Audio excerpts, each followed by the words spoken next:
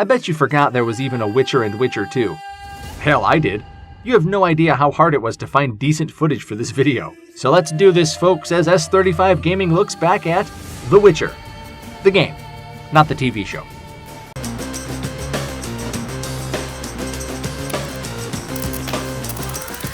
When you think of The Witcher, the first thing that probably comes to mind is Henry Cavill's turn as Geralt of Rivia in the big flashy Netflix series. Geralt's digital grippers hanging off the side of a wooden tub at the beginning of The Witcher 3.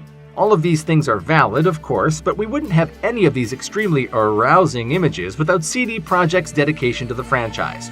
When the first entry in the Witcher video game series was released in October 2007, it wasn't anywhere near the level of cultural phenomenon it is now.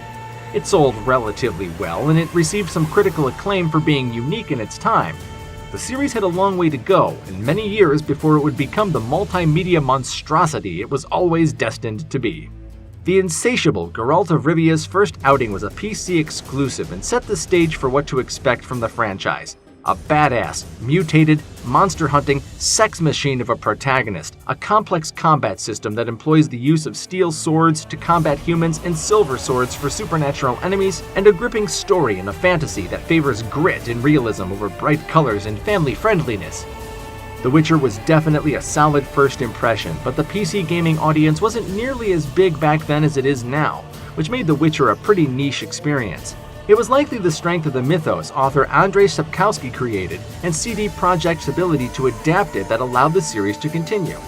Speaking of Sapkowski, here's a fun fact. That sucker sold the rights to The Witcher to CD Projekt for the measly equivalent of about $9,500. When he tried to sue the Polish game development studio for the millions of zloty he felt he was owed, even Dmitry Glukowski, the author of Metro 2033, called Sapkowski an old fool. We did a video on Metro 2033 recently. We know you didn't watch it. No one did. Sapkowski reportedly sought an immediate financial windfall rather than taking into consideration what the Witcher video game series could become. Since the first game's release in 2007, The Witcher has basically become a household name worldwide, whereas prior it was only well known in parts of Europe and its homeland of Poland. The Witcher's prominence grew with the release of The Witcher 2: Assassins of Kings in 2011. This release marked the series' first appearance on a console, namely the Xbox 360, in addition to its standard PC version. The Witcher 2 was even more successful than its predecessor, which it accomplished by finding a way to refine the combat system while also adding several layers of complexity via crafting, traps, and bombs. Now that at least a small portion of the console market had gotten a taste of The Witcher, the stage was set for the series' massive finale. A few years later, in 2015, The Witcher 3: Wild Hunt entered the video game industry and absolutely blew its doors off. As of April 2022, The Witcher 3 had sold more than 40 million copies, which makes up a large chunk of the 65 million copies the series has sold in total. Part of the reason for that exorbitant number was likely the game's availability on all major consoles, not just Xbox and PC. There was even a Nintendo Switch version released in 2019 that coincided with the next wave of new fans coming over from the Netflix series, which itself resulted in a 500% increase in sales for The Witcher 3 as well as the Witcher book series. Altogether, The Witcher 3 is one of the best-selling games of all time.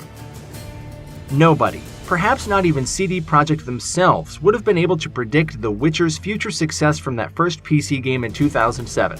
However, if the studio had never purchased the rights and developed that game, The Witcher would likely still be a fairly obscure European fantasy series rather than a franchise that has expanded both into live action and an animated Netflix series. If you're one of the many die-hard fans of The Witcher, tune into S35 TV, where we will be taking a look at the recently released live-action limited series, The Witcher: Blood Origin. So what's your favorite Witcher game? We know it's Gwent, no need to be shy.